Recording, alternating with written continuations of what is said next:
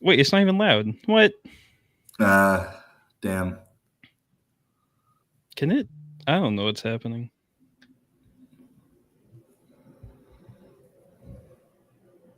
Is it just gonna jump straight into? Like, see, I think it. I don't know what's happening.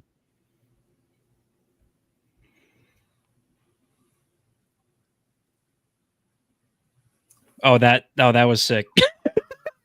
That just did everything I didn't expect it to, because last few times we've used this site, it has worked in the complete opposite direction. So that's awesome.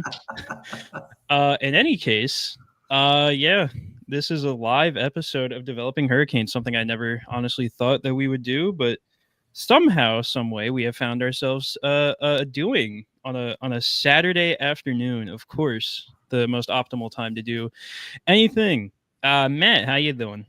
I'm great. We are just in the worst time for hockey right now. It is August 2nd. There is nothing of note going on. I understand you are a KHL or MHL preseason sicko.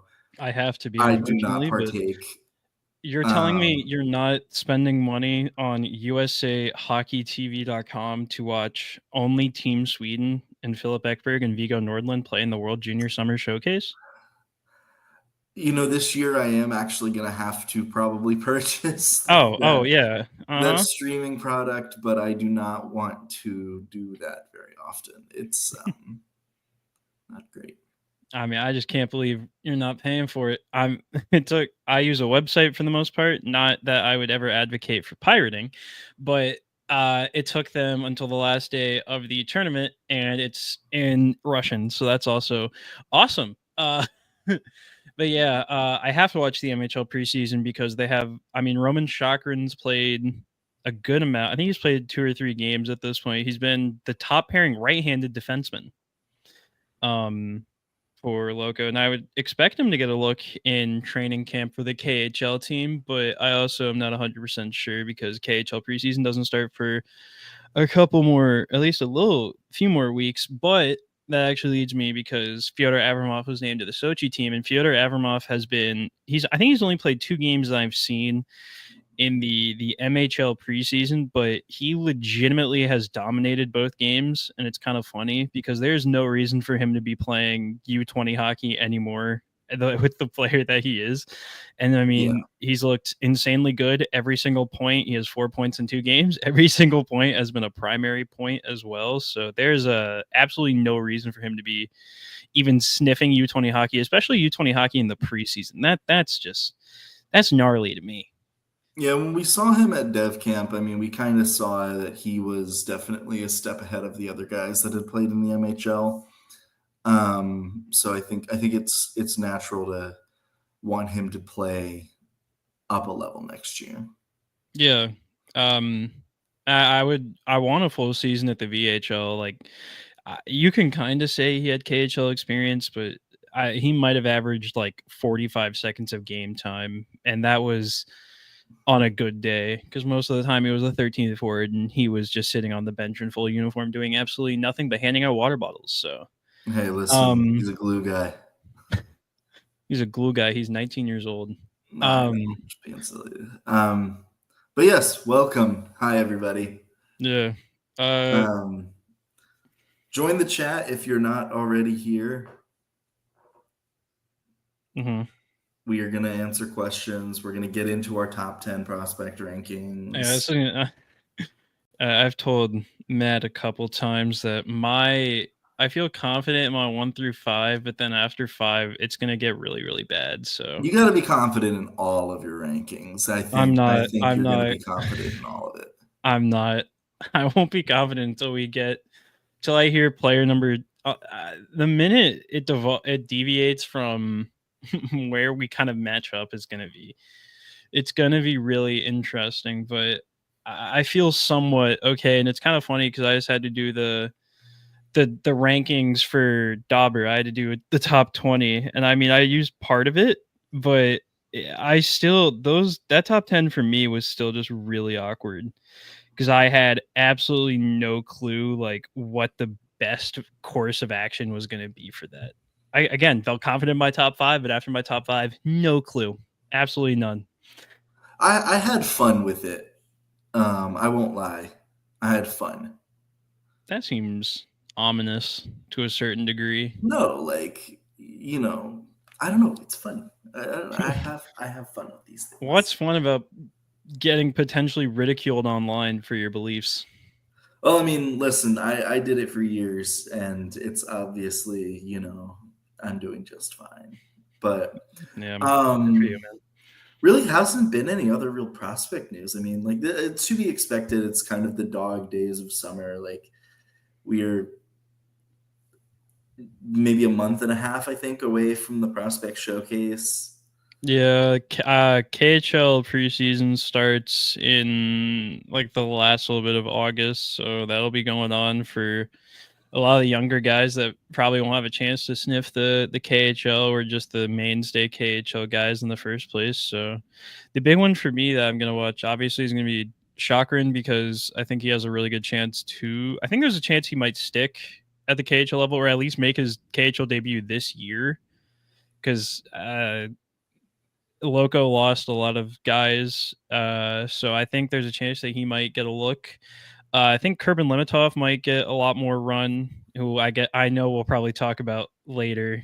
Um, but I think Kerbin Limitov will get a nice little bit of run at the KHL level as well. Trying to think of other guys, and my mind is completely like other young guys that haven't made their debut yet, but I'm completely blanking on that. So I think it's also everybody because I think most guys have made their KHL debuts. So, and then you also got your mainstays that might be tweeners between VHL and KHL, like Rykov, even though he shouldn't, Yarvoy, even though he shouldn't. And Avramov.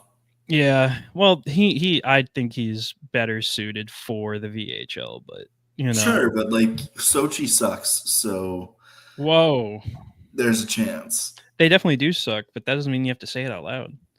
Duh, yeah, it does. Okay, well, my bad.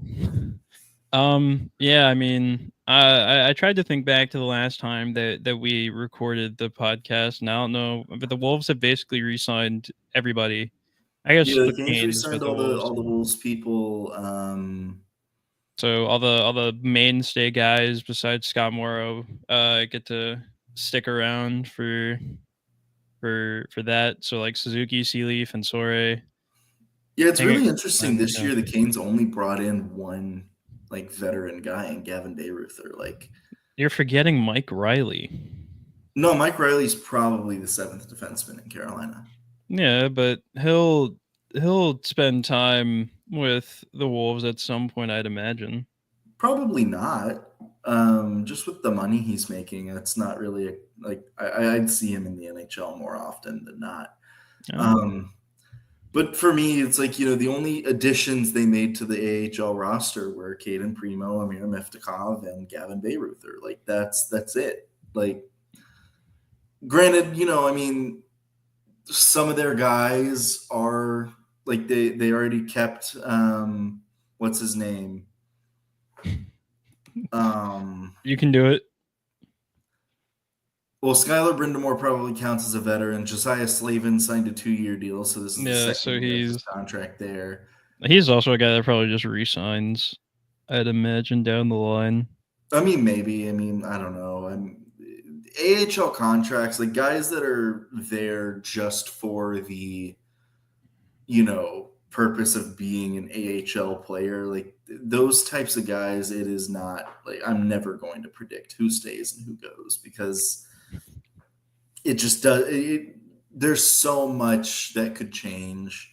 And obviously, yeah, we're glad to see Suzuki back. I think he's going to be, a veteran presence on that Chicago team. Back to back AHL All Star, more than It's likely. going to be a very young team next year too. Like, Yeah, they somehow went from a team that was already one of the youngest in the AHL and somehow made them younger. yeah, but I mean, I think it's going to be a better team. The goaltending is going to be a lot better. Like, no disrespect to Ruslan Primo. Mazayev, but like Hey! he Don't we don't need wasn't to do that. ready, and I No, think he has a chance now to go down to Greensboro and play. And I think, having more stable options in net in the AHL is going to really help. I mean, you went from Spencer Martin and Dustin Tokarski to a guy who led Laval deep into the AHL playoffs, even though he had help from Jacob Fowler, and then you added a guy who's been really good at the KHL level for at least the past year. I don't know. I can't remember off the top of my head if he was good last year or not, or the year before or not. But I mean, yeah, it should be a lot better on the back end. I think Mhm. Azaev will still kind of float as being the third string option if anybody gets hurt or at the NHL level, if somebody has to get called up. I would think he'd do all that stuff, and I think playing in Greensboro would probably be better for him. But he's gonna have some start competition with Nikita Quap there. Okay, Yeah, I mean, it's wild. The Kings have 6 goalies under contract. Like, that is a lot. they're gonna have 6 goalies in North America. Yeah, I know. Like, that's crazy. Yeah, it's gonna be. I mean, I think it'll be nice, in my opinion, Yeah, for especially sure. after after watching last year's whole thing, where the Wolves had some fun goaltending um things down the stretch that I think it'll be better for them to actually have some Yeah. people under contract going forward. So, do you wanna do the rankings first and then have folks ask all the questions that they have after that? Because, like, I I guess feel I like guess they're we gonna have can questions on our rankings because I doubt that probably. ours are identical. I I also doubt they're identical. Um, yeah, I guess so. I guess we can do that. Well, I have somebody asked to compare our rankings to Puck Empire and Core NHL, so we'll also compare there and give our critiques on that as well because they are extremely interesting to say the least. Oh, question. What about Primo? I mean, I like Primo. I thought he did a very good job getting helping the helping the Laval Rocket deep into the playoffs, especially because Laval was also a decently young team.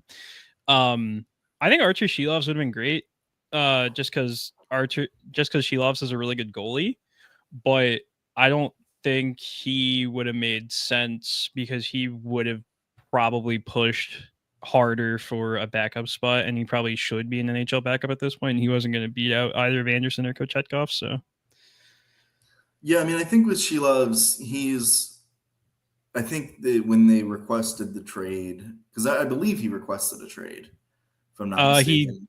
I don't believe so. I think they just knew Demko was going to resign, so they went to Shelovs because Okay, so it was they either moved him instead. Okay.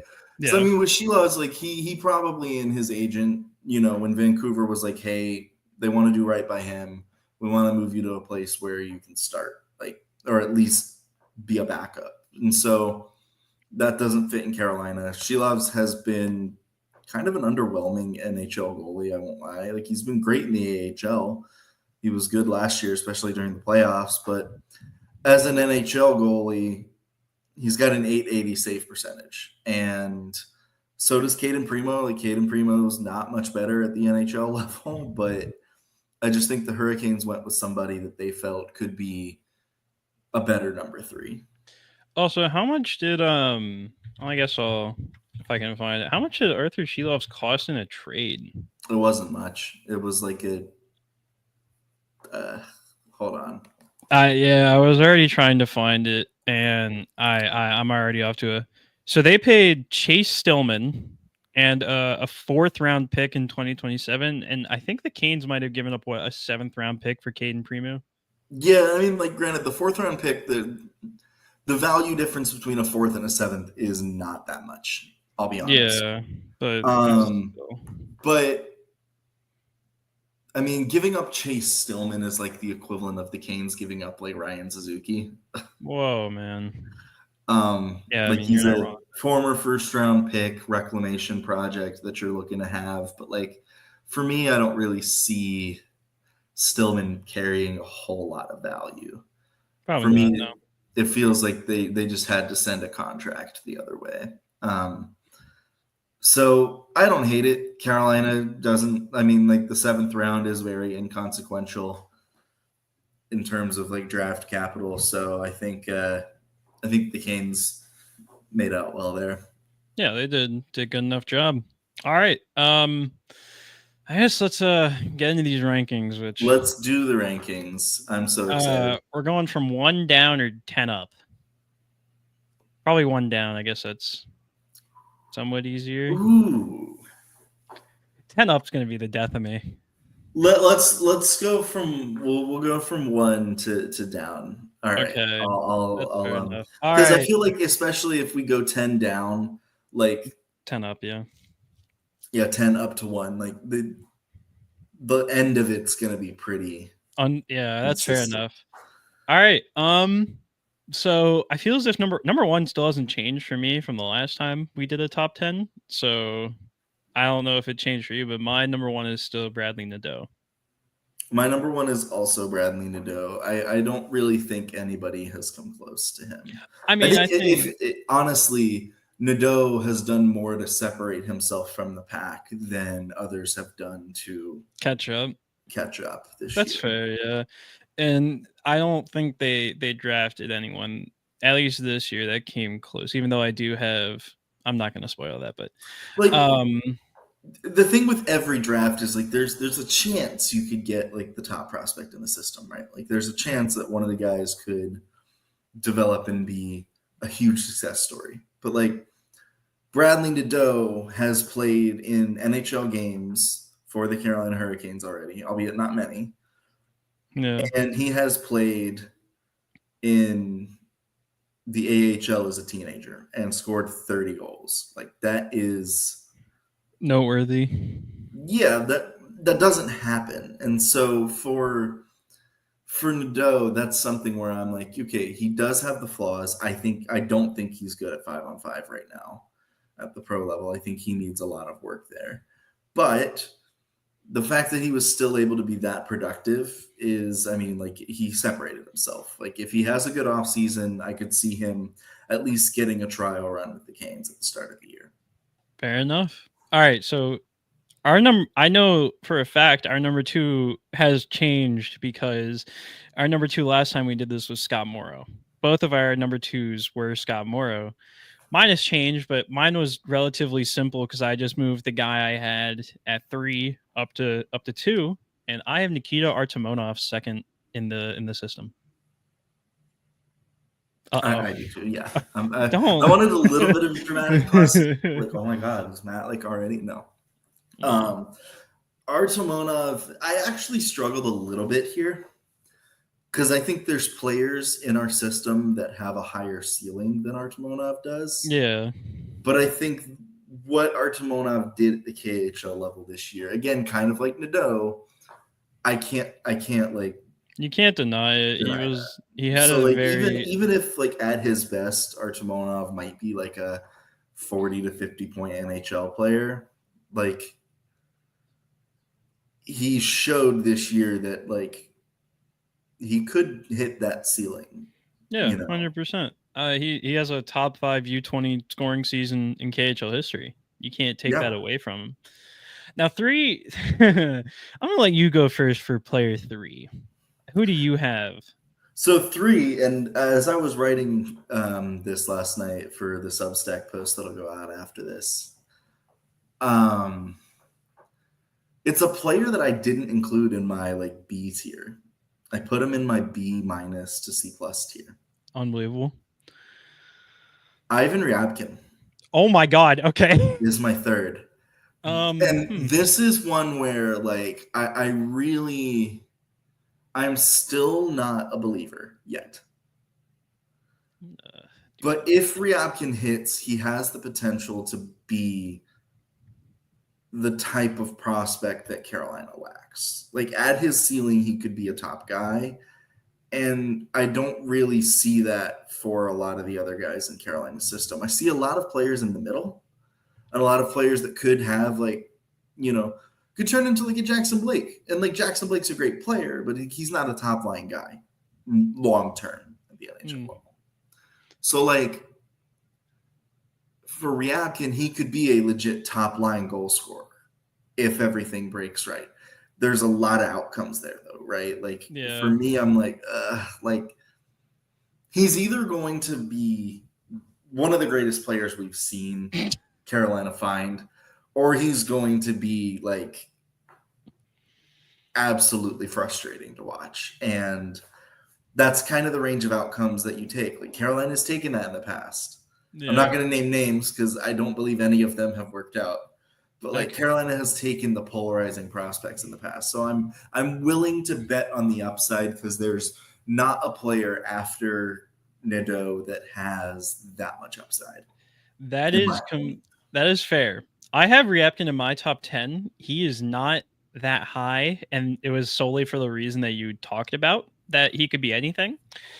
My number 3 is the only goalie on my list. I have Semyon Frolov as the third ranked prospect because I believe in his potential to become not a true everyday starter, like a 60 to 70 game guy. I have him as a very solid 1A option at his highest potential, where he can be your starting goalie in a Stanley Cup caliber team. And for that reason, I have put him at 3. But glad to know that at least the top 2 for us is relatively similar, and then we just start. Frolov is my 4. Okay, Yeah, so that's like coming up. So yeah, for me, I really like Frolov. Mechanics are really sound. Skating wise, I mean, he's got the explosive skating that you look for in a goalie. I think he's a very impressive like mind. Like he tracks pucks really well. He doesn't really get phased by a whole lot. He just has happy feet. yep. And like when we talked to him at camp, right? Like I liked the fact that he was saying like, yeah, there's not one thing I need to improve. It's everything. And I like that mindset. He wants to get better at everything. And I think as a number 4, like upside wise, again, like there's not a goalie in the system. No, Hajayev would be he's been my second. He's now my second ranked goalie, but he was top last year. And no disrespect to Hajayev, who still has like good potential, but he can't be your number 1 guy. Yeah. So your 4 is Frolov is also Frolov. the only goalie on my list. Yeah, so Frolov was your 4. My 4 was a guy who wasted half his year playing center and moved to the wing and looked immediately better. I have Felix Ungersorum as my fourth ranked prospect because he I still hold belief that he can be a top 6 winger at the NHL level as long as he continues to get stronger and as long as he plays wing. I think there's a lot better of an opportunity for him to contribute more offensively than what he did this year. And it's not like he would just looked awful this year. He looked good in certain instances. I think he also just had horrible puck luck this year when it came to it. So I still have hope, and I still hold a lot of faith in Ungersoren to become, a top 6 NHL winger at some point in his NHL career. So we'll move on to 5. And 5 was really easy for me because when I went 1 through 4, I was like, okay, 5 for me makes a lot of sense. It's easy, it's simple. I label him like I label him as one of my favorite defensive prospects to watch. I like a lot of what he does, and it's my second 2025 guy on the list. I have Kerbin Limitov in my So top you're at 5. 5. Yes, Kerbin Limitov is my 5th Oh, ranked I thought. prospect. Oh no, Ungersoren was your 4. I'm Yeah, sorry. Ungersoren was my 4, and you already went with your 4, so I'm moving Yeah, on to no. 5. Sorry.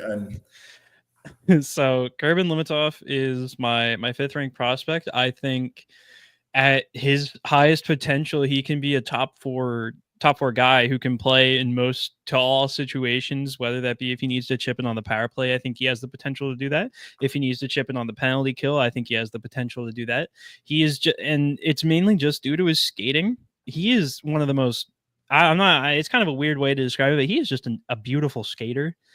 It's effortless. It's great to watch. I really wish I would have got to seen it in person at development camp, but unfortunately, an injury kind of hampered him there. But Yeah.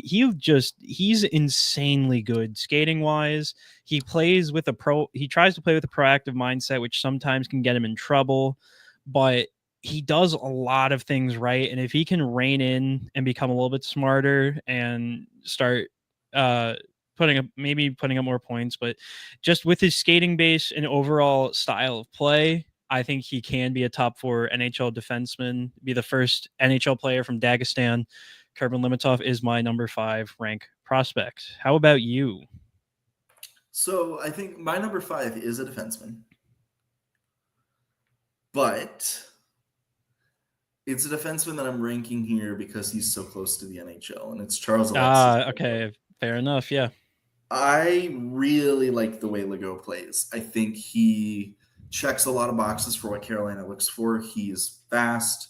He's fairly physical. Actually, no, not fairly physical. He is very physical. He's getting more aggressive offensively. I don't think he's ever going to be like a star offensive player, even like a good offensive player. I think he could be adequate offensively, but the skating, the mobility, the shutdown defensive ability, and then you throw in just a little bit of offense, like that's somebody that I really think could be a contributor at the NHL level. Like I see a lot of really good things in his game.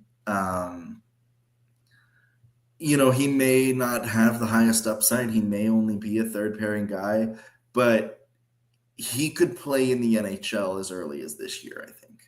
I'm not going to disagree there. Legault is also on my list, but he is not he's not there. But I completely agree with you. His development from his freshman season at Quinnipiac to where he is now has been ridiculous, and he's just been really good. But I'll kind of save that for when I talk about him. I'll go to my 6, who this is where I have Ivan Ryabkin. Okay. And it's mainly kind of because of what you said. He has genuine top 6, maybe top line, high end offensive potential that can do power play 1. He's gonna piss you off because of the way he plays. He's throwing heavy hits. He's shooting the puck crazy style. He's doing a lot of things right. It's just, can he get to his potential? And for that reason, I think that's the only reason why he finds himself at 6. If he has a great year with Muskegon or Charlottetown, which I think is I don't know. I think he could go either place, or the AHL, which is also another potential destination, even though I see it as the least likely outcome to happen because there's no reason for him to do that. I think, again, at his peak, he is a top 6 or top line player, and that is why he is going to be my 6, but there's still just a couple questions surrounding him that keep him lower for me. Yeah, I think Ryabkin will be better suited in the USHL than the QMJHL. Like, I don't like the QMJHL as a league. I go back and forth on it, but I think that playing in a league that most teams play a pro style of hockey is better for him. The QMJHL does not play a pro style of hockey. They play a made-up fantasy hockey of just offense, and it's a much better league for Ryabkin to stay in. This is all Matt Soma's opinion. I do not share the same value opinion. If he got drafted to the WHL or the OHL, I might be like, send him to one of those leagues. But the fact that it's the QMJHL, the fact that the Q just doesn't really produce a ton of talent right now, that's why I'm like, I think the USHL might be better for him. Okay. I'm just who's your 6th ranked guy, Matt? My 6th ranked guy is Charlie Serrato. I'm going to confidently say I don't have Serrato on my top 10. Really? I mean, and this is another thing where, like, I think Serrato checks a lot of boxes for the Hurricanes. I think out of the guys we drafted this year, his game is more pro ready.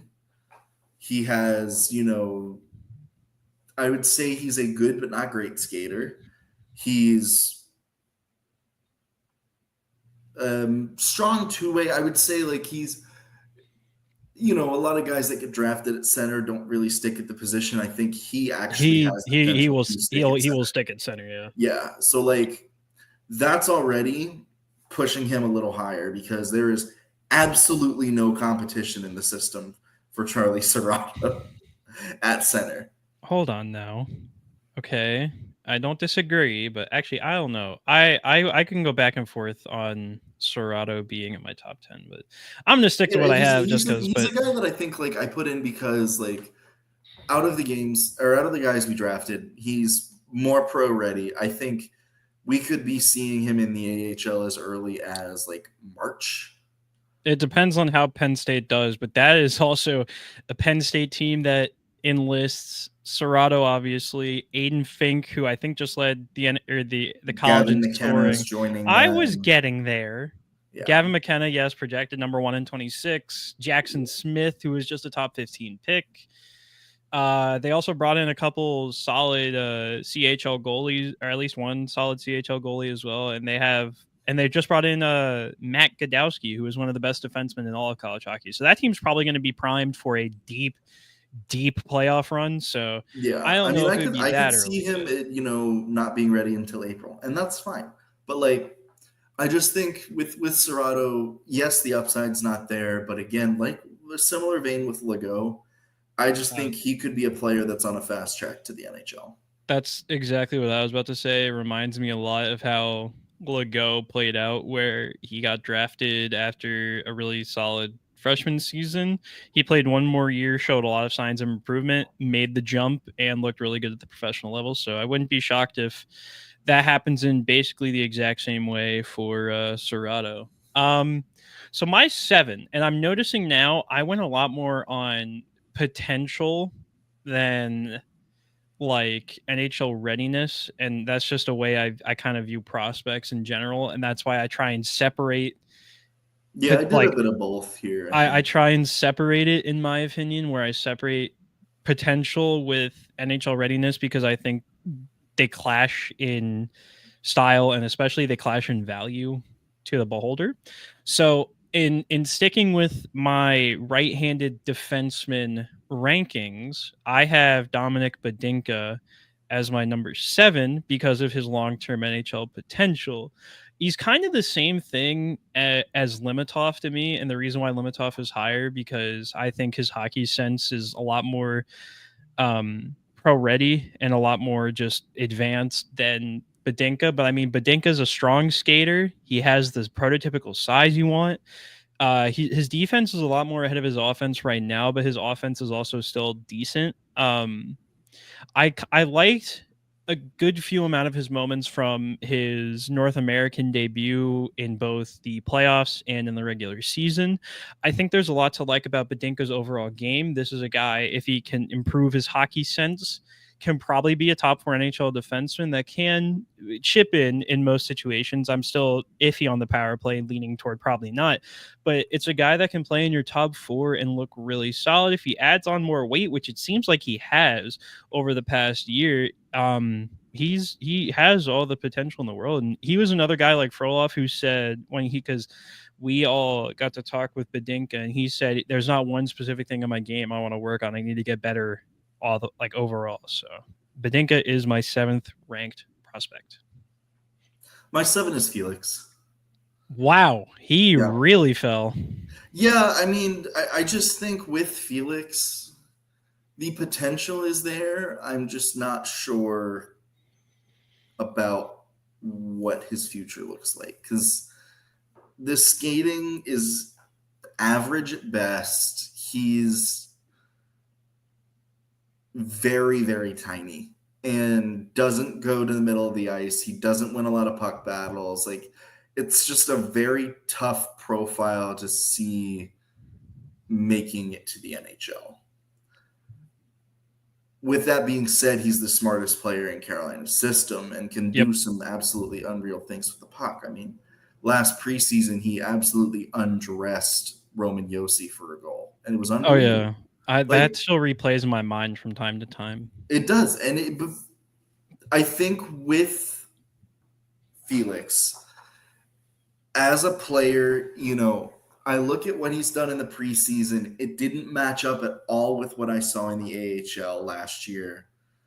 So I really just I need he needs to have a bounce back year for me. Like, 100%. and Yeah. he's what, 20 years old, or like he'll turn 20 next month. Like, he's got Yeah, he's plenty of so time. young. It's insane. Yeah, I don't disagree. I think this season, because he got a lot of hype in his draft year whenever he came in and looked really good against NHL players at in that first preseason before going back to Lexans. He looked Yep. really good, and people were like, I wonder if this is a guy that can make the team out of camp. And he didn't. Went back to Lex Sands, had a pretty solid year, especially because the SHL, if you're playing as a young player and you're getting good game time as a young guy, you are doing something insanely right because you have to be defensively responsible. Yeah. And thankfully for Felix, he is defensively responsible. So that was a good thing. And then going into camp this year, you kind of looked at him, and then that Nashville game where he had, I think it was 3 or 4 points, and he just looked downright unbelievable against a Nashville team that featured a hefty sum of NHL It guys. was basically the Predators versus the Chicago Wolves. Yeah, and Felix looked incredible. And you were kind of going, okay, there's a lot to like here. And then they start him out in Chicago as a center. And I think at this point it's very easy to say that should not happen. Um he should not be a center. Yeah, that Uh probably did a lot to his confidence. yeah. And then as he went to the World Juniors and absolutely had a crazy good World Juniors, came back, was on the wing, and had a lot more flashes of the Felix that I remember watching in the SHL. So I Mhm. think a full season playing on the wing. I mean, there's a lot of decent centers in Chicago this year, so just give him some talent to play with him. Like it would be a downright it would be not a great 5-on-5, but can you imagine a Nadeau, Suzuki, Unger Sorum line offensively? It Again, would I need said it'd be Legault and, it'd somebody probably else be back there. Go and Fensore, but again, Yeah, for that line defense. offensively would be great, but Yeah. a full And, like, season I of think Unger Sorum at wing would be great. with the preseason stuff, like, what folks have to remember about that, right? The NHL guys aren't trying super hard. They know they have a spot. And the guys that are fighting for spots are trying hard. So, I just think, like, Unger Storm's always going to look a little bit better because he's working a lot harder than the vets are, and that's fine. But I just have him at my 7 because, like, I think the upside is there. I'm just not sure he projects as an NHL player, and that's kind of why when like somebody asked about like tradable assets, like Felix Unger Sorum isn't the type of prospect that a lot of NHL teams want because he's so small. So I just think like the potential's really there. I just question, Yeah. whether or not he can do it. All All right, right, who's your number who? 8? I was gonna say you go because I think I just went back to back for Ryabkin and Badinka. So you go Oh, for you your did. 8. That's right. All right, my number 8 here is Kervin Limitov. Wow, I disrespecting my think, boy. and I say this with the caveat of saying like he's a player that I think if things work out for him this year could shoot up the rankings. Yeah, Like there's a lot to like about what he does. He's ultra aggressive. He's a really good skater. Defensively, I think he's good, not great, but good. I think there's a little bit more offense to his game than what we've seen. And just the overall profile is really interesting. It's just one of those things where I like certain players in the system ahead of him. He still has a long way to go, but potential wise, like it would be a disservice if we didn't have him there. sorry, that just like froze and scared me. But yeah, I get it. I'm a huge fan of Limitov. I'm a Yeah, big fan of his game. Whenever I was doing tape watches for the draft, he's just one of my favorite players to watch because it's just the way he plays and the way he skates. He's just awesome to watch. My number 8 is Legault, and it's solely because in my right-handed defenseman rankings, I explained it, but I valued Badinka's higher long-term potential other than Legault, even though Legault is much closer to the NHL because he's a guy that could debut this year or become a regular at the NHL level within the next 1 to 2 years. This is a guy that's going to be the most like the perfect third pairing right-handed defenseman. You can send him out as one of your first penalty killers, and he's going to just beat the snot out of players. I want to say that fight he had in the preseason was against current Hurricane Mark Jankowski, if I'm not mistaken, because I was looking it up recently. I want to say, I'm going to double check just so I'm not spreading misinformation on the internet, because I've never done that before in my life. Don't look up anything else. You know. No, it looks like it was Michael McCarron. Okay, yeah, it was McCarron in the preseason. And he fought as well. He fought Ozzy Weisblatt and a dude from Manitoba. So he fought three. Ozzy Weisblatt. He fought like a foot on Weisblatt.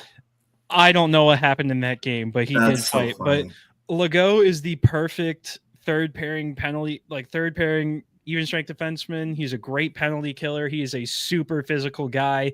He'll take away time and space. He'll give someone a gnarly hit.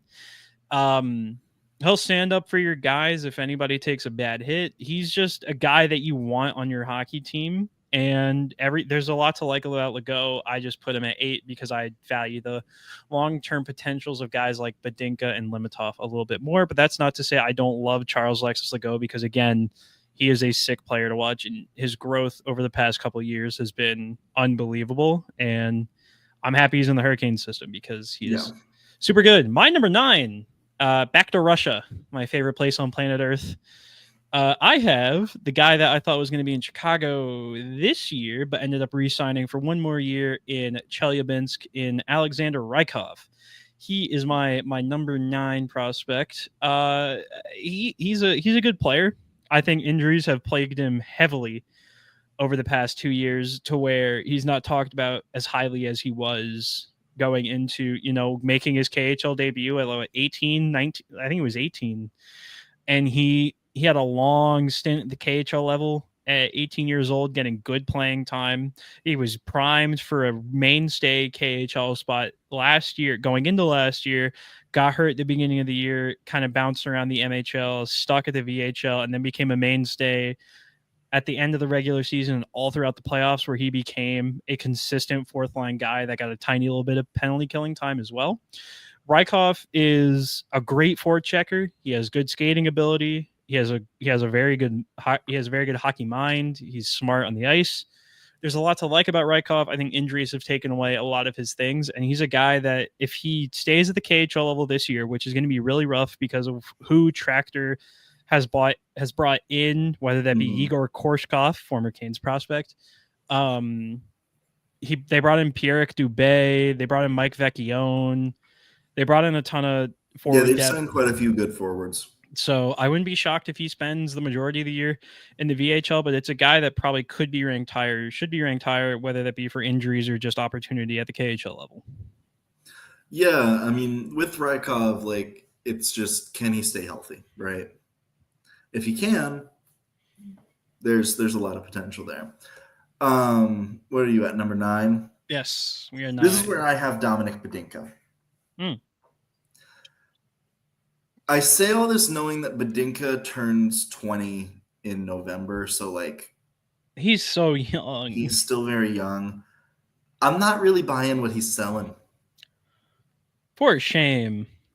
He's a good skater, and I think he's smart and knows how to defend. I'm just not sure there's a lot else there right now. I don't see any offense. I don't see. I don't see it. I don't. He didn't take a step forward this past year. He looked overwhelmed with Chicago occasionally.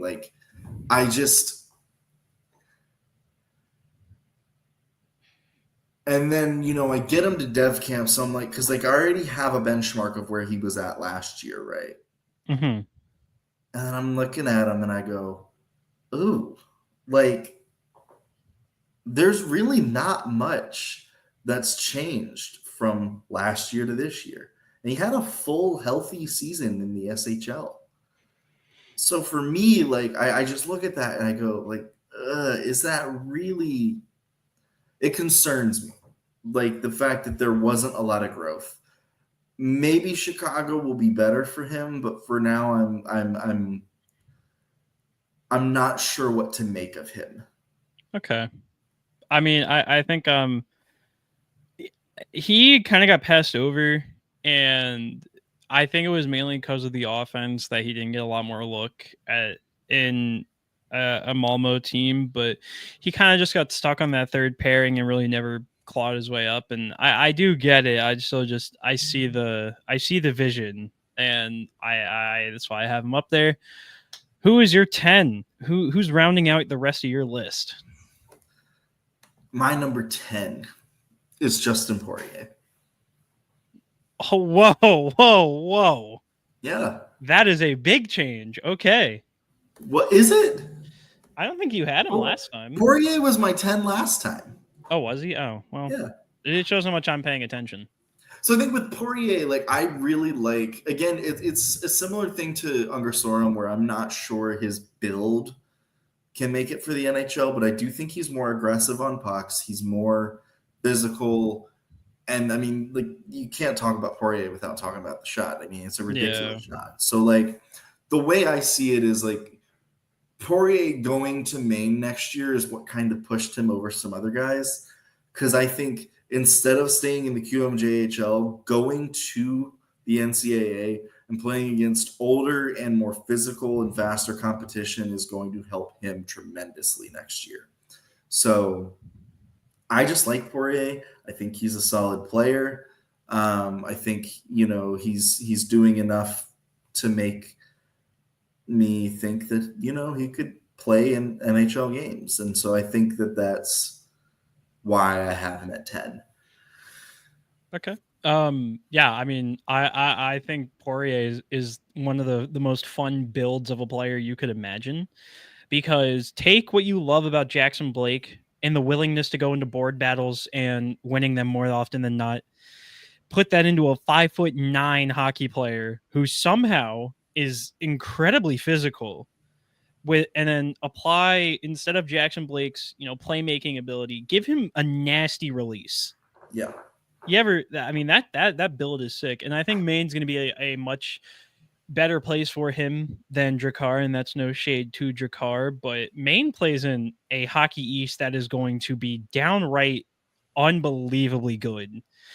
And that's with Providence, who I didn't honestly think was going to be that good, getting Roger McQueen to commit, and that just happened today. Like that conference is going to be 8, 9, 10 teams deep that could easily make a deep run in the playoffs. So that's going to be a good place for him to develop. He'll have a lot of talent with him and around him to kind of help him with all of that. And maybe we see some Poirier and Josh Nadeau action. We get some Bash Bros there, even though Nadeau doesn't really throw hits. So my 10, I went back and forth on a couple of guys here. You could talk me into Serrato. You could talk me into Timur Cole.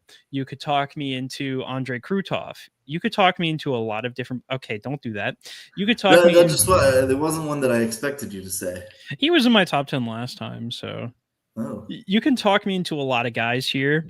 And in complete honesty, I just went with this guy solely because he has I don't know if you can count him as dominating the AHL last year, but he has played extremely well in every place that he has gone so far in his hockey career. He played great in the QMJHL. He played great in the ECHL. He has been good in the AHL level. And I mean, hell, he played pretty good at the NHL level as well, even making his debut. And he can be a guy that maybe can be a center at the NHL level. I don't know if it's going to be 100% that way. I think he sticks better at winger than he does at center. My number 10 is Justin Robidas, because I think the way he plays, the high level of compete, and I think his overall game is further along as a player than Charlie Serrato, which is the reason why I have Justin Robidas as my 10.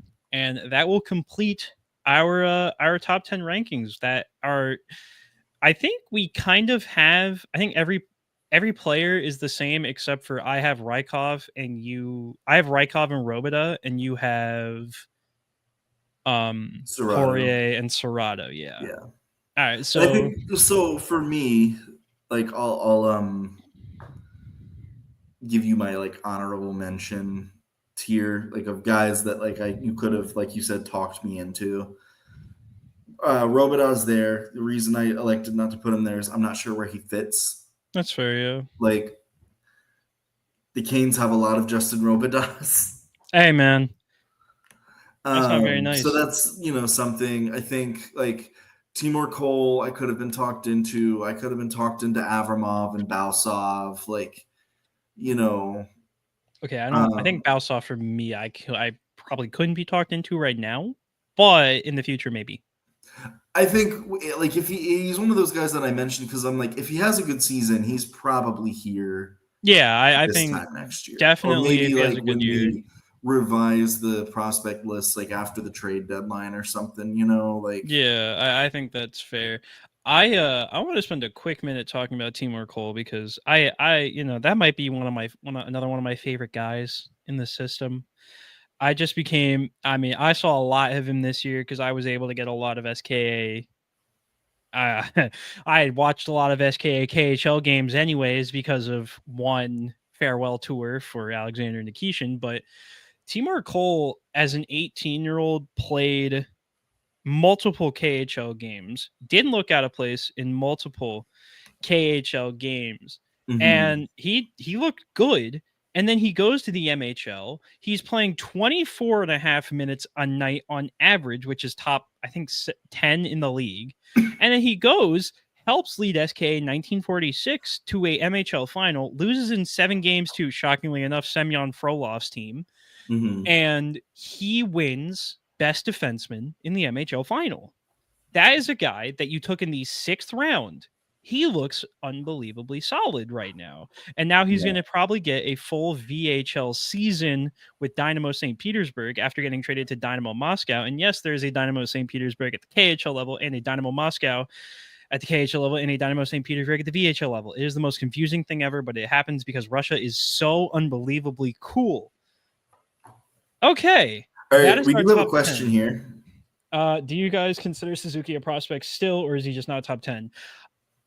For me, I think Suzuki, he is not technically a prospect for me because he has aged out. He's what, Yeah, 23, he 24? aged out 2 years ago. Is he 24?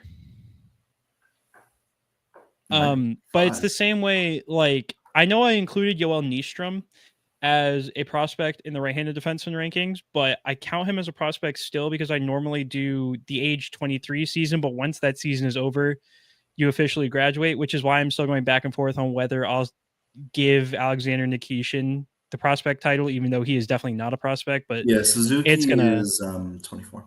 So Suzuki for me is not a prospect, but back to the Nikishin thing, I'm probably not. But it's gonna be very hard to have a season without Nikishin on that prospect account. So we'll figure it out down the line. I think if Artemonov, there's other guys that I think like fans will get hyped about. And like, Artemonov's already getting it. Timur Cole's already getting it. Kervin Limitov gets it a little bit, and Bradley Nadeau is obviously Bradley Nadeau. Yeah, I was gonna say Nadeau will get it. So yeah, Suzuki to us is not a prospect. Yeah. That is our official one there. So I'm just going to quickly run through my 1 through 10. I'll have a graphic made for tomorrow that'll actually have both of our top 10 rankings so everybody can go and disagree with them there, but just to run through them, I have my 1 through 10. I have Bradley Nadeau at number 1, Nikita Artemonov number 2, Semyon Frolov number 3, Felix Ungersorum number 4, Kerben Limitov number 5, Ivan Ryabkin 6, Dominic Badinka 7, Charles Lexus Legault 8, Alexander Rykov 9, and Justin Robida 10. And for mine, I've got Bradley Nadeau first, Nikita Artemonov second, Ivan Ryabkin at 3. Number 4 is Semyon Frolov. 5, Charles Alexei Legault. 6, Charlie Serrato. 7, Felix Ungersorum. 8, Kerben Limitov. 9, Dominic Badinka. 10, Justin Poirier. So those are our rankings. Like I said, I will have a graphic tomorrow ready for all of this, so you can go and yell in the comment section there. Last thing we'll do before we officially head off here is somebody asked for us to compare our rankings with two NHL accounts on Instagram because they had recently released some prospect rankings, and I definitely want to do it because after getting a little look at them, I'm definitely intrigued. Also, if you guys have any questions, we'll answer those before we get out of here. So if you do have one, feel free to ask. Yeah, if you No have question is a questions, stupid send them question. in now while we're doing this. That way we can get Well, ahead we'll of it a little recap. bit. Yeah. All right. Starting off, we'll do Puck Empire because Puck Empires is a little bit weird because it is a U25 core audio listeners only because this is also a podcast. Sorry that you don't get to see this, but U25 core for the Carolina Hurricanes. Immediately, I don't have a lot of disagreements because a lot of this is the NHL players: Jarvis, Nikishin, Stankoven, Blake, all NHL players. The prospect rankings for them: Nadeau, Artemonov 1-2. Great. Dominic Vadinka would be technically 3 here. Seems a little high to me. Justin Robida 4 seems extremely high to me. Serrato at 5, I'm okay with. Ungerstorm at 6, I'm okay with. Philip Ekberg at 7. And Alexei Hemasami. That's where I was going to go next. Alexei Hemasami at 8. You know, if you value skating as the most important thing, I get it. Other than that, if you're putting Alexei Hemasami above Kerbin Limitov and Ivan Ryabkin, I have some questions for you, and I might have you take a test. And then Ryan Suzuki, who is also 24 years old, but again, it's U25 core, is there. But this is why I give guys like Scott Wheeler and Chris Peters and Corey Pronman, all the national scouts. I try and give them a little bit of leeway because it's hard to watch every single prospect and every single player across a ton of different leagues. It's hard. At the same point, the be year that as it may, the year is 2025. And again, nothing against Alexei Hemasami. But if Alexei Hemasami is making it in a top U25, top 15 for U25 players for the Carolina Hurricanes, and you don't even mention, you know, Charles Alexis Legault, who should definitely be here, in my opinion. Alexander Rykov could definitely be here. Semyon Frolov. I didn't even notice that Semyon Frolov could definitely be here. It's hard to really just be like, yeah, man, this is good because this sucks. So I think like going off of like let me break it down like a little bit more objectively, right? So like Jarvis ahead of Nikishin. Jarvis is a top line forward at the NHL level, or at least like a very, very good second line forward. Oh, you're actually going off the NHL players. I was just going off the prospects. Like that's Nikishin, probably on par with him. It's probably this like Stankoven being better than Nadeau. I'm not quite sure on, but I'll accept it. I Blake think and I'd do that, yeah. I think Artemonov and Blake are actually pretty close to being like not similar players, but like around the same level of potential. Mm-hmm. So I don't hate it. The rest of that list is drunk. I like the last 5 of that list is just throwing me for a crazy loop. If you were doing a ranking this way, U25 specific, okay, that would be a fun thing to do down the line. If we're adding players to our list, Frolov has to be Jarvis, there. Nikishin, Stankoven, and Blake ahead of Nadeau. because they've all been NHL players. Yeah.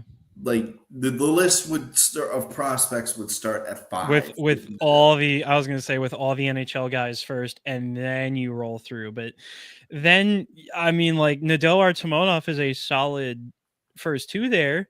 Just rearrange almost everything else about it, and you probably have something. Because like, and this isn't even like a disrespect to like Philip Ekberg, but he was drafted as one of the last players in the draft. 221st overall, to be exact. Yeah, there are 224 picks in the draft. So like with Ekberg, if he makes it, awesome. But I think the concern that I have with Ekberg is he's just so raw. Why are we automatically like, yes, this is a guy that is a top 10 prospect in the system already? Like, no, he was drafted in the 7th round. I That think does it's not just happen. because I think it's because people view him as a steal for where they got him, which I'm not going to disagree with right now. Sure. But it's hard to put him in the. I guess if you're going off this list, it's hard to put him above guys like Kurbin Limitov and Ivan Ryabkin and Semyon Frolov. It's very, very hard to do that. I'm not Because yeah, including like with Suzuki there. every prospect, it's going to take a lot of things to go right for them to make it to the NHL. However, it's going to take a lot more going right for Philip Ekberg than it is for a Ivan Ryabkin. Yeah. So that might be something we do down the line. A U25 specifics, I think. I mean, it's probably not going to be much different than what we've done today. It's just going to include Jarvis, Nikishin, Stankoven, and Blake. But it's an idea for down the line. That was Puck Empires. The other one they wanted me to do was Core NHL, who was a little popular on I think it was Instagram. I've seen a couple of his things, but I haven't really done a ton of I don't really use Instagram for anything other than reels at this I was point. going to say, I really don't know any hockey Instagram. Yeah, I use Instagram for reels and then the prospect account on Instagram, I which was going to say, recently other than passed. at Hurricanes prospects on Instagram, which I was gonna say that self-plug. account actually just followed 100 past 100 followers recently, even though I barely post on it, but it'll be used a lot more this year because I'll have goal clips and everything I'll actually post as they come. But this is Core NHLs, and I don't hate it, but the one thing, Nikishin technically isn't a prospect anymore just because of his age.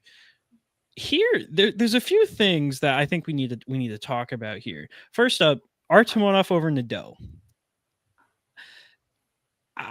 Maybe I see it in some life.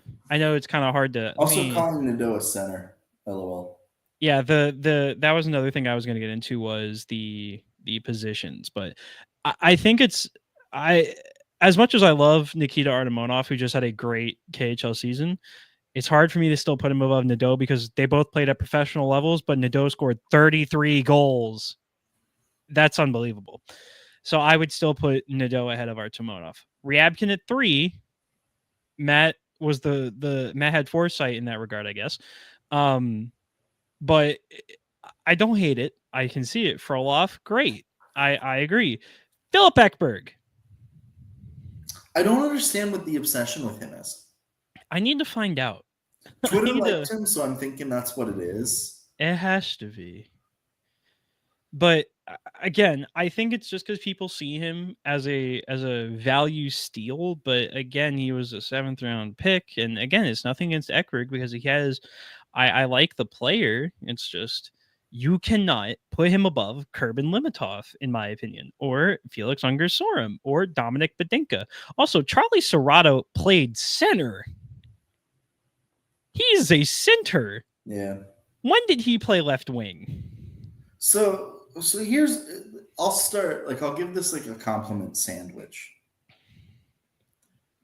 I think where they've ranked the Hurricanes system at 12 is around where I would put them league wide. That's fair, yeah. I think they have a really strong crop of defensemen. 12 to 15. Even without Nikishin, like you've got Limitov, you've got Badinka, you've got Timur Cole, Bausov, Siriatsky. Like you have a good group of defensemen. in the pipeline. Nystrom.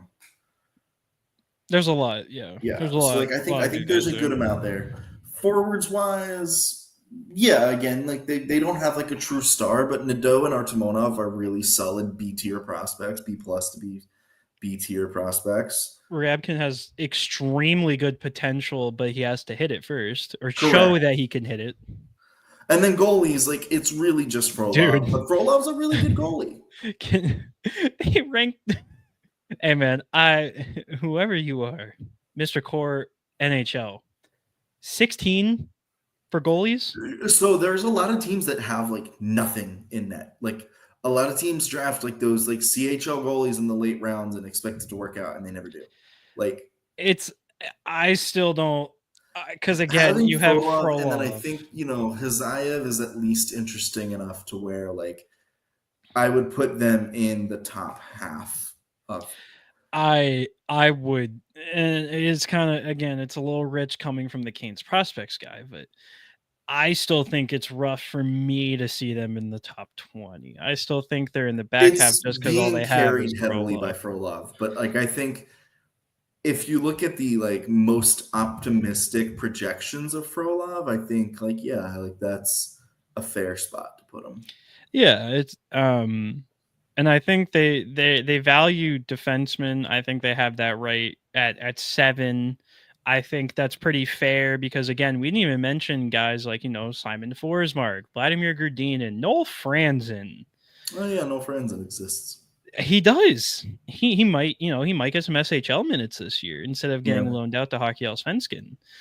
With Roman us Chakrin, you talking so didn't much mention crap either. about Ekberg, watch him have like generational numbers Dude, this year. I think I'd cry. I mean, I'd be ecstatic if he had generational numbers. Don't get me wrong.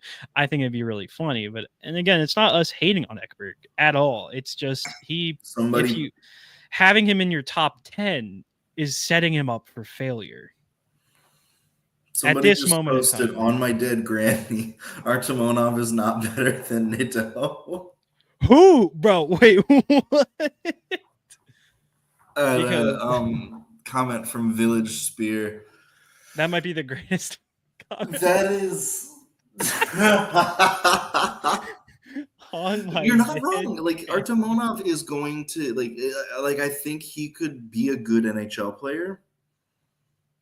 Yeah. Nadeau could be way better. Like I don't I see it. think I think Nadeau is at his peak could be a That's 40 on goal my scorer. bloodline. Yeah, that's what he said. Hey man, that's Listen, I mean, prayers up, man. it's worth. Like I think it's smart. Yeah. But I mean, Anyways, like Nadeau at his peak is a 40 goal scorer, in my opinion. That's 30. what. Hey, don't 35. I'll meet you in the middle. Artemonov might end up being a top 6 forward, but he's not going to score 30 to 40 goals in a year. Maybe. I mean, if he has 25% shooting percentage like he did last year, I could be wrong. But it's hard to repeat that. Shout out David Cotton. Because that was the first name that came to mind because David Cotton had one of the craziest. Yeah, like in college, his shooting percentage was like 30 or something like that. And the first year in the AHL was like 22 or 26. It was Oh ridiculously yeah, high. like in the COVID season. Yeah. Oh, I see that now. Village. Yeah, for whatever reason, the time is off there. I think that's why. I don't think he posted that at 2:16 in the morning. No, But yeah, no. fucking time traveler. Again, Nadeau is above Artemonov in I think most people's eyes. But again, that's Yeah. no shade to any of the guys. And that's what's awful about rankings is that just because one of us doesn't have a player as highly as the other, or one player is higher than the other, they're going to think this other player sucks. And it's not the case. Sometimes it's just like it's kind of like for me with Badinka and Legault. I still see Badinka's long-term potential as good, but Charles Alexis Legault is much more NHL ready, and we'll see the NHL minutes before Badinka. It's just one of the things that happens. Yeah, I mean that's how I feel. I mean, I mean with rankings, like I'll have a Substack post coming out after this, to kind of talk about like why I'm ranking the players where they are. And just kind of comments again on Carolina's system as a whole. Like it's thin at the top, but the middle of the Kane system is filled with a bunch of guys that have a chance to play. So Yeah. Last thing I'll before we mention. finish, Oh, are you got there any something? more No. questions? Oh, I guess. Well, that if you have questions, please ask. We'll answer. The World Junior Summer Showcase actually just wrapped up. Today's the last day. Sweden lost to Finland. Finland actually had one of the best. I think they had the best tournament there. I don't think they lost. Finland builds their rosters to be good internationally, but not good long term. Hey man, Atos Koivu might be the greatest hockey player of all time. Just know that. Well, I also he's the Montreal prospect, right? yeah. Yeah, so people are going to think he's the greatest hockey player of all time, regardless of whether. Yeah, that's a whole nother discussion about Montreal fans and overvaluing and overhyping prospects. That's a different thing. There was a what's his name? Oliver Kapanen was supposed to like save their franchise this past year. That's now LJ Mooney. So Yeah.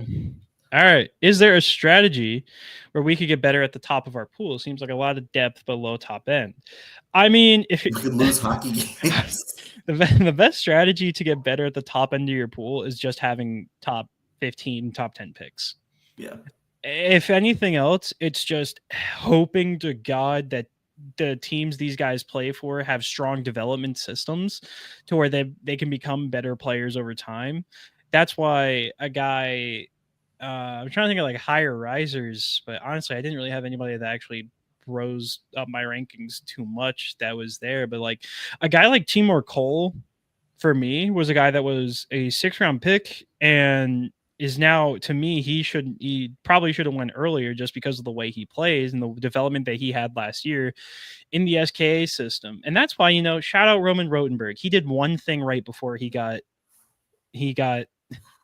murked, I'm going to say, but now he's doing something good else. Example is Jackson Blake. He was a 4th-round pick, and had really good development with the Chicago Steel and properly. North Dakota. He fits the system. Like strategizing how to get better at the top of the pool. I mean, really, like a lot of it is development. Like you can draft, let's say, Connor Bedard or Mac. Dude, that'd be awesome. What? Matthew Schaefer, whoever.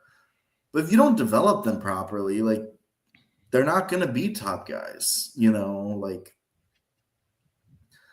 the skill that got you drafted can only take you so far. It's really about how you take the next steps. And so with guys like that, that's the tough with drafting at the top of the pool, like getting top prospects, like you have to get lucky. Like Alexander Nikishin, the Canes got lucky. Like they found a player who's. You hurt my heart with that comment. His profile, if he was playing in North America, would have gotten him drafted top 10 in the 2020 draft. Like I mean, could you argue that has the offense and physicality and that Nikishin has, that would have seen him get drafted in the top 10 had he been playing in the CHL. Yeah, I immediately went to that draft to see if you could. I mean, you could probably argue higher than top 10.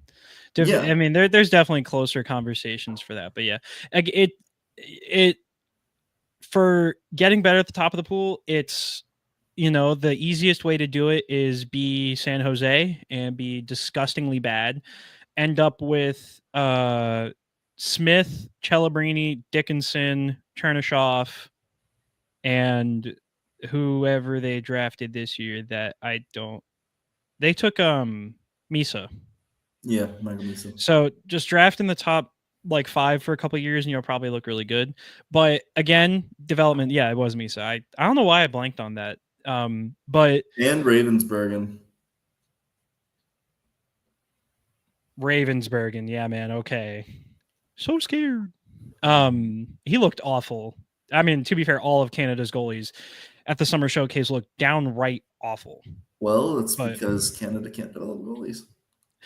In any case, it's also a matter of the teams that they are drafted from having strong development systems, Right. Yeah. which has happened in the past and will probably happen with at least one or two or three of these guys that we've talked about, or guys that we didn't really talk about. There'll probably be a guy that we didn't even speak of today that'll immediately come in and be a top 10 prospect at the end of the season. I'd probably bookmark it at this point because Yeah. that's just the way hockey works. It's somewhat unpredictable in that regard. Another question: is there a prospect, other player in our system who could have the upside to slot in at 2C? Center depth is awful right now because it's basically Robida, Serrato, and I'll throw Ryabkin in there. I'll be nice enough. You're looking at those guys. Ryabkin probably would be your best hope because I kind of see Serrato as a middle six, maybe third. I kind of see him more of a third line guy more than a top six center. But that would be, I think Ryabkin would be my pick there. But even then, I think Ryabkin might have a better shot being a winger at the NHL level than being a center. So at least right now, center depth. I'm trying to think. Last year, I had I think 3 players or 4 players that I ranked in the system, and it's going to be 3 players again this year. So Yeah, I center mean, is bad. the thing that we're not really talking about is how hard it is to play center at the NHL level. Like It's so yeah. we It's saw with Martin Necas, like Necas was not a good center at the NHL level. there are people yelling in my house. I'm sorry. Oh, I thought you were like disagreeing. No, was no, that's just like a fact. no. Like, You know my opinions on Martin Necas. So yeah, so like it's understandable that there aren't many prospects in the system that can play center. Like a lot of the kids drafted have played center. That does not mean they're sticking at it. So like the reason I rank Serrato so high in my rankings is like he has a legitimate chance to stick at center. I don't know if he's going to be a second line center in his career. He's probably more of a third line center. And honestly, the Canes desperately need to find a second line center. Jesperi Kotkaniemi ain't it. okay. And like I'm fine with going on the record and saying that because he ain't it. Good for you, man. But like with Serrato and even like Justin Robida, like I think he could potentially stick at center just given how hard of a worker he is. Like he's probably better suited for the wing, but he's physical and does a good job playing physically or like defensively and winning board battles to where I'm like, okay, like I could see it for a little while. Yeah, I was just going. I wanted to try and kind of give a more of a background to this and just kind of explain a little bit further. This is going to look really weird because it's on an ultra wide monitor, but this is the 2023 draft in terms of players, and it's probably really hard to see.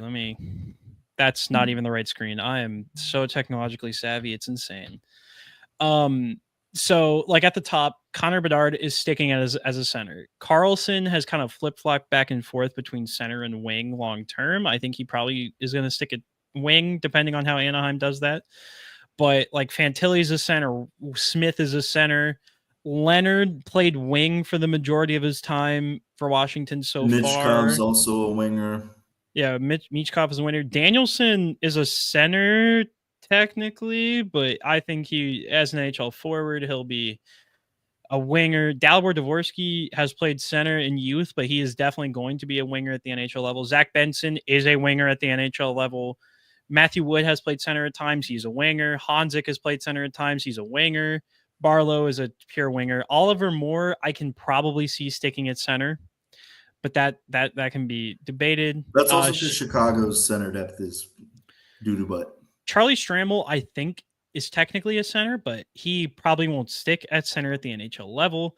Callum Ritchie, Stramel makes it to the NHL. All right, my bad.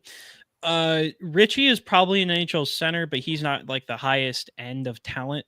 I know people have called him Patrice Bergeron before. Don't do that to yourself. Easton Cowan is an NHL winger. Bradley Nadeau, center, sure, he's a winger. David Edstrom, maybe center, probably winger. It is, unless you draft in the top 10, probably closer to top 5, you are not getting a guy that is very likely to stick as a center at the NHL level. And that is just because, like Matt said, it is so unbelievably hard to play center at the NHL level and do it effectively. Like the fact that Sebastian Aho was able to go from being a winger to playing center is very rare. Yeah. It's just so tough. And I mean, again, another prime example is Felix Ungersorum, where they thought he could play center, and well, he didn't. You got your answer. Yeah. So yeah, it's just, there might be a guy, but it's just so hard to kind of predict it that it might not happen. We have just hit 2 hours and 20 minutes, so I think, and we are done. We are out of things to talk about. Yeah, and, I've got nothing else. I appreciate everybody for tuning in. Yeah, it's been a fun little thing, and maybe we'll do more live stuff in the future. If something interesting is happening, maybe we'll do that. If something big happens, we'll do that. Other than that, this has been technically Developing Hurricanes, but it's been Developing Hurricanes. I'm Nick. He's Matt. Thank you all for coming out. We'll see you later.